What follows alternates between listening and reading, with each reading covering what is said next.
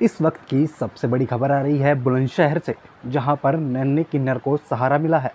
उत्तर प्रदेश के जनपद बुलंदशहर में तहसील खुर्जा क्षेत्र में भारत के अंदर किन्नरों का पहला आश्रम खोला गया था, जिसके बाद आज उस आश्रम को बनाने वाली रंजना अग्रवाल ने हमारे देश में एक अनोखी मिसाल पेश की है।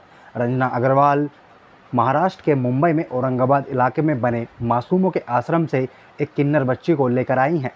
रंजना अग्रवाल ने बताया कि उन्हें महाराष्ट्र के मुंबई से फ़ोन आया था और फ़ोन पर बच्ची की किन्नर होने की सूचना दी थी और उन्होंने कहा था कि अगर आप इस बच्ची को अपने आश्रम में रख लें तो अच्छा रहेगा।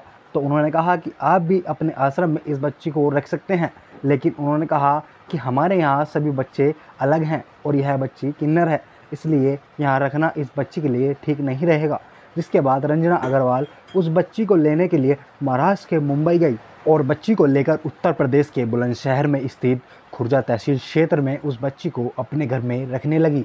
और रंजना अग्रवाल का कहना है कि उनके पहले 2 बच्चे थे, आज वह 3 बच्चों की मां बन गई हैं और रंजन अग्रवाल इस बच्ची को अपने बच्चों की तरह परवरिश देने की बात कर रही हैं।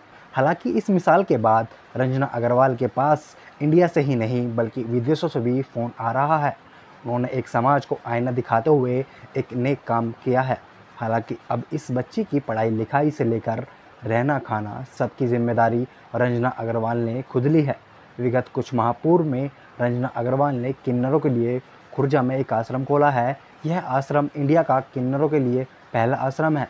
हालांकि इस बच्ची को देखने के लिए स्थानीय विधायक से लेकर इलाके की सैकड़ों की संख्या में भीड़ आ रही है और रंजना अग्रवाल की इस पहल की पूरे इलाके में लोग सराहना कर चर्चाएं कर रहे हैं। देखिए गाजियाबाद से ब्यूरो चीफ हरिओम मीणा की रिपोर्ट। क्या नाम है आपका? रंजना अग्रवाल। ये आपने जो बच्चा गोद लिया है जी, ये कहाँ से गोद लिया है और क्या है इसका महत्व? कि भैया जी मुझे बम्बई से फ़ोन आया औरंगाबाद से कि रंजना जी आप किन्नर आश्रम खोला है आपने, भारत में पहला किन्नर आश्रम आपका ही है, गूगल पर नाम आ रहा है।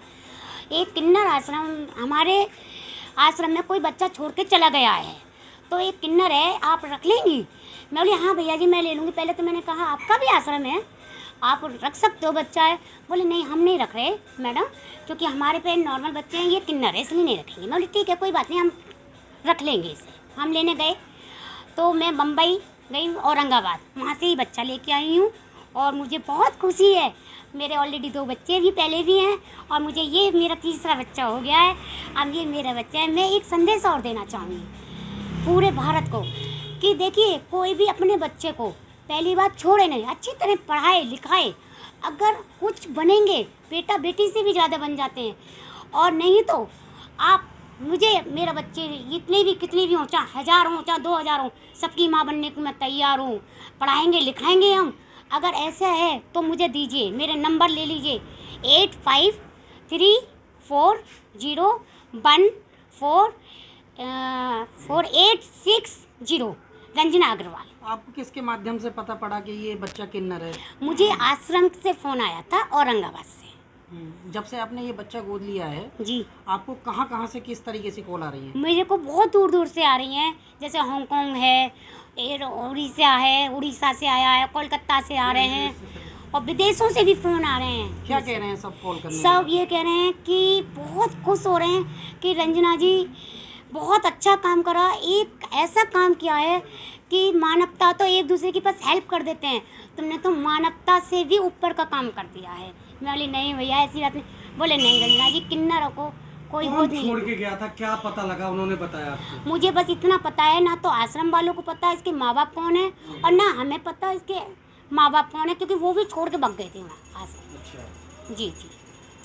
कौन कहाँ से मिलने के लिए आ रहा है आपसे जब से ये आपने बच्चा गोद लिया है? जब से ही बच्चा लिया है, हमारे यहाँ की विधायक अनीता लोधी जी भी आई हैं इस बच्चे से मिलने, बहुत अच्छा लगा उन्हें, और दूर दूर से भी आ रहे हैं सभी मिलने इस बच्चे से।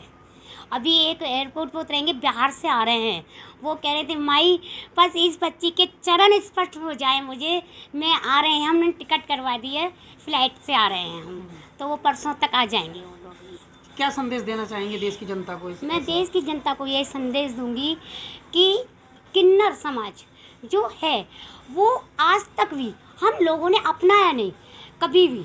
अगर इन्हें पढ़ाने की शिक्षा मिलती, अगर इन्हें भी रोजगार मिलता तो ये मांगने खाने का काम इतना कुछ नहीं है। इन्हें पढ़ाइए लिखाइए, सरकार से कहती हूँ, फिर देखिए समाज में कितना परिवर्तन आएगा।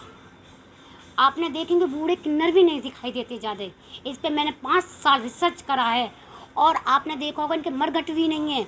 तो मुझे दुख हुआ, तो इसी वजह से, इन्हीं बच्चों की वजह से मुझे आश्रम में अपने गहने बेच के मैंने नींव रखी है।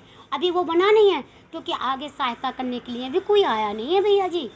कोई आए सरकार वगैरह कुछ भी तो ये बने, ऐसे बच्चों को मैं रख पाऊँगी, कम से कम पाल पाऊँगी। और वृद्ध आश्रम में उसमें ही वृद्धों को जो मर जाते हैं बुढ़ापे में, तो कोई नहीं है उनका, उन्हें भी मैं रखूँगी। हमारे तो बच्चे भी होते हैं, हमारा पति भी होता है, ऐसी दशा में बूढ़े हो जाते हैं तो वृद्धाश्रम में छोड़ जाते हैं। और इनका तो कोई नहीं है किन्नरों को, तो ये कहाँ जाएंगे बुढ़ापे में। हम रखेंगे, हम तैयार हैं इनको भी। और मैं इनको पढ़ा लिखा के रोजगार दे के मैं इनको इस मांगने खाने के लिए नहीं उतारना चाहती। कि सभी को माँ बाप को संदेश दूंगी कि इन किन्नर अगर पैदा होता है या तो हमें दीजिए या खुद रखिए, इन्हें मांगने खाने के लिए मत छोड़िए। सड़कों पे कुत्ते के लिए मत छोड़ो, कुत्ते खा जाएं, जानवर खा जाएं, नहीं, बिल्कुल नहीं। हमें अगर ऐसे डर है कि पता चल जाएगी हम माँ बाप हैं, बिल्कुल पता नहीं चलेगी, ये मेरा वादा है।